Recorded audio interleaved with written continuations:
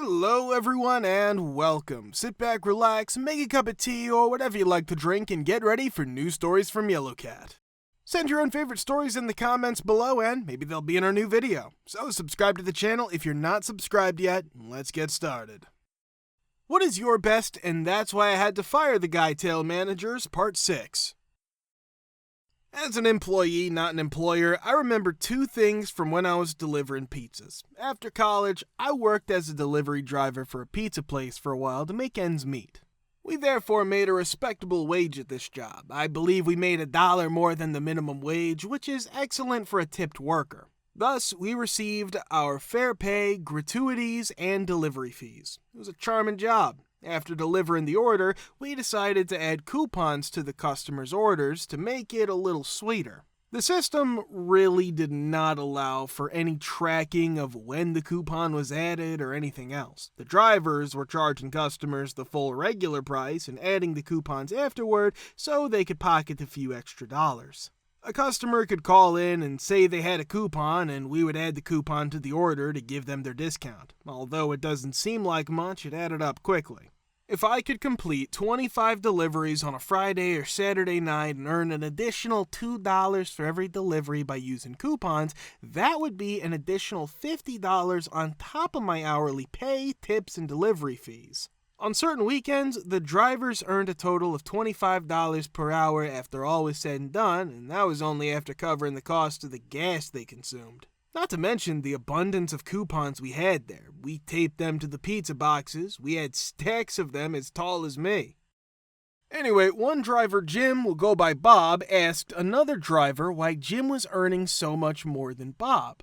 Jim shared with him how to add post-delivery coupons to an order. For a few months, Bob was then contentedly earning large sums of money in this manner. The issue is that Bob became careless and failed to genuinely insert all the coupons into his money bag. Now, it's not unusual for a customer to forget to give you a coupon, and if this does occur occasionally, it won't be catastrophic. However, Bob was using these coupons for almost every order and he was running low. One evening, the store owner calls a customer to inquire about the amount they paid for their order. After hearing from the customer, the manager checks the system for the order. Let's say the customer has a receipt for $20 for the initial order, but the system only shows $18.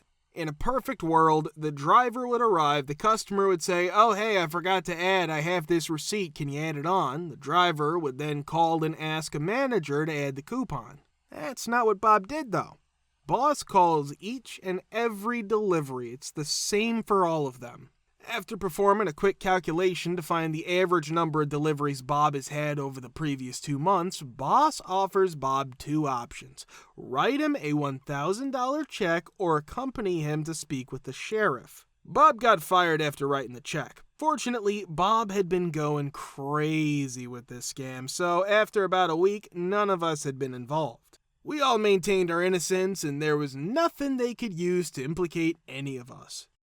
Fortunately, Bob did not turn on us, but even if he had, there wouldn't have been much they could have done because there was no evidence. Even now, I'm still curious about what would have happened if they had called the police. Would he have to reimburse the clients he conned for $2 each during the previous month? I'm not sure. I almost got a manager fired the second time because he was cashing me out at the end of my shift. He'd been acting strangely, and I believed that he was trying to come up with a plan to steal money from the register, but was unable to come up with a viable plan. There isn't one, or he would have been caught. Rather than comparing my entire earnings for the evening to the amount I owed the store, he secretly places one of my credit card receipts beneath a DVD that is resting on the back desk. From the corner of my eye, I thought I saw him doing something shady, but I wasn't sure what. I knew something was wrong when he gave me $20 when I thought I had made maybe $70, so I asked to be allowed to count it, as was our legal right. When I counted it, I discovered that one credit card receipt was missing. There were only 3 that I could recall, and I was missing one that was roughly $50. I rummaged through the desk, picked up a few items, and sure enough, there was my receipt. I told him straight out that I thought he was hiding it, and he naturally denied it. In case he tried to con other drivers, I informed the head manager of the situation. He was fired eventually, but I believe that was primarily due to the fact that he was an extremely strange man. A few years ago, I managed a production team that created visual tours for hotels and other businesses. Our IT guy was always late, always had an excuse, and he always slept at work. He boasted about his nightly FPS game playing at home to his coworkers. He was virtually worthless. However, he was the one who created the 360 photo tours programming. We had to put up with him no matter how awful he was, and he was aware of it. I tried to persuade the CEO to let him go for months, mainly because they were old friends. He would not do it. The CEO, who operated from a branch in a different city, was certain that training a new coder would cost more money and time than we would lose by keeping the current one. The IT guy decided to stay. He arrived an hour late one Monday, drew his chair up to his desk, leaned forward, and began to snore. It was so obvious. After a few minutes, something broke and I threw a pencil at him. After leaving the office, I picked up the phone to speak with the CEO. I think I said, "This is excessive. My team's output determines how well I perform, and while he's here, my team is worthless." The CEO gave way a little and he told me, "Okay, take him aside and tell him that he's fired if he's late again tomorrow." The CEO was obviously trying to appease me by pretending that showing up for work on time one day would be a simple enough task and that everything would work out.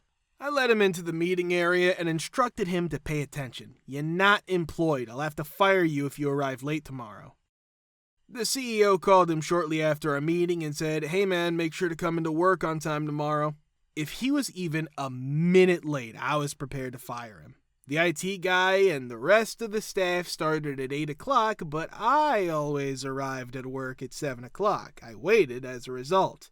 And waited. And waited. At 9:45, the dude showed up. As if nothing were wrong, he strolled over to his desk, drew his chair up, lowered his head, and began to snore. Never before has firing someone felt so good.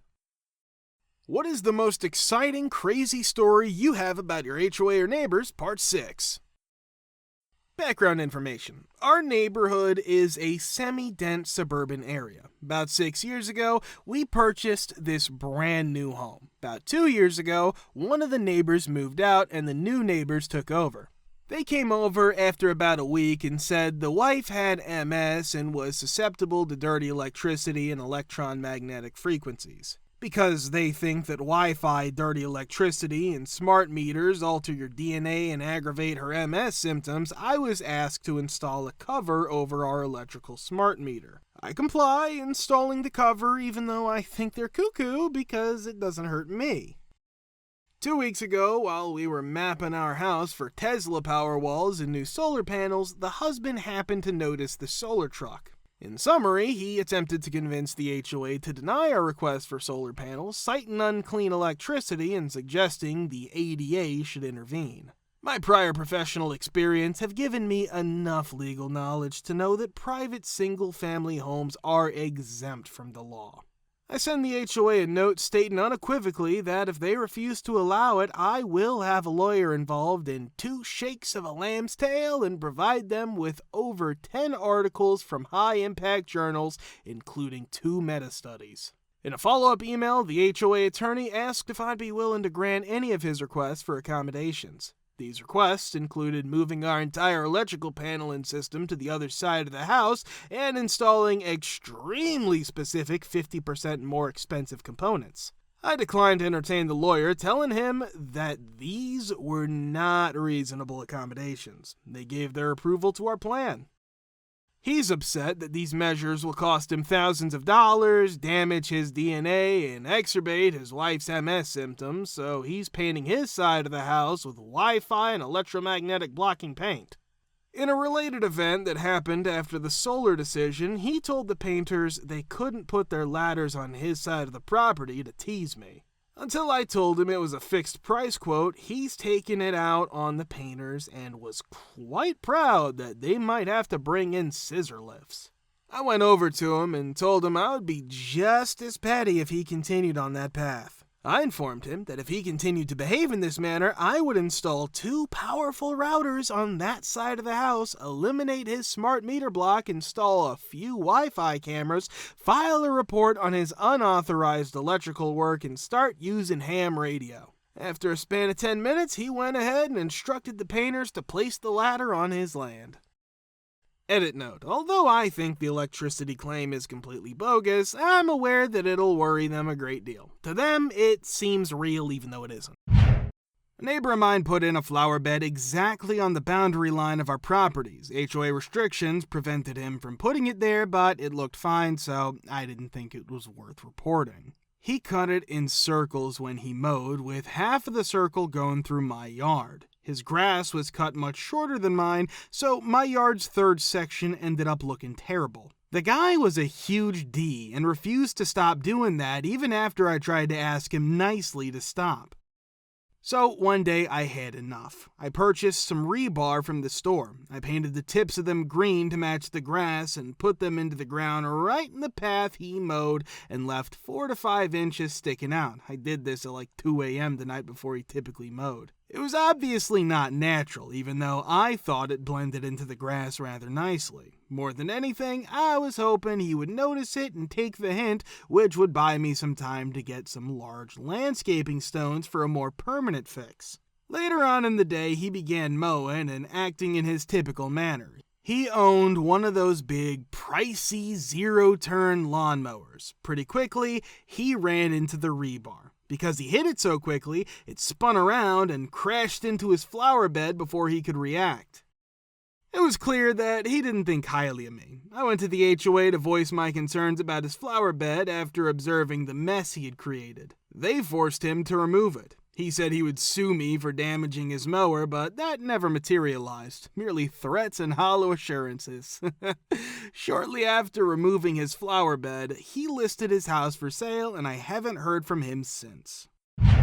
3 years ago, I erred by purchasing a home in a community with a homeowners association. The rules were loosened at the time, but the new board that took over is crazy. The HOA changed its rules last year after my neighbor chopped down a tree and the HOA became enraged. Now, in order to cut down a tree, you need permission from the HOA, and if you remove a tree without permission, you have to pay the HOA the tree's worth. In essence, they value the tree for the benefit of the entire neighborhood, not just you. My issue is that I have a very old tree that was struck by lightning. An arborist estimated that it's over 80 years old. After I brought in an arborist to examine it and determine whether it could be saved, the arborist concludes that it cannot be saved. They warn me that it's dangerous and needs to be taken down right away. If I wait until it starts to fall, they said, it'll seriously harm both my neighbors and my property. I told the HOA that I was going to cut down the tree. They refused, stating that more evidence was required to establish its true danger. The arborist sent me a statement and a diagram showing its flaws. In spite of this, the HOA continues to refuse my request. A board member maintains that he's an expert on trees, that my tree is fine, and that the arborist is only trying to profit by sending me to someone who will give them a percentage of the money I pay them to remove the tree. I have presented my case at 4 meetings, paid for a second arborist assessment, and personally contacted each board member to persuade them. Nothing has been successful. The tree is now such a liability that I've scheduled its removal for next week because I cannot afford to have it taken down.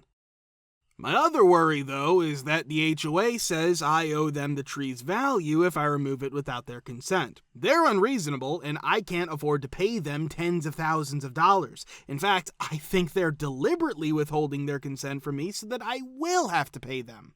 Update. I found a good lawyer, and he was very helpful in resolving this situation. Anyway, without going into too much detail, the HOA approved my permit to remove the tree. Finally. Not sure exactly, but I think he pressured them that the tree was a threat to the lives and property of the HOA tenants, and that they would have a huge problem if someone got hurt. He also advised me to talk to the neighbors and share my opinions about the current board. He noted that they are clearly overstepping their authority and that he can help us to remove these people from their positions. I think we can agree. Update 2. Well, you can congratulate us. The old board members have lost all the power they had in the HOA. They walked away in disgrace.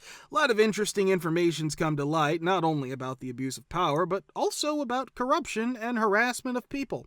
For reasons of confidentiality, I cannot say more precisely, but I can say that they will pay court fees, fines, and compensation for a long time, and obviously not from the account of the HOA, but from their own pockets.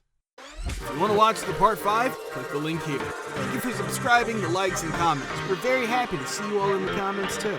Thanks for support.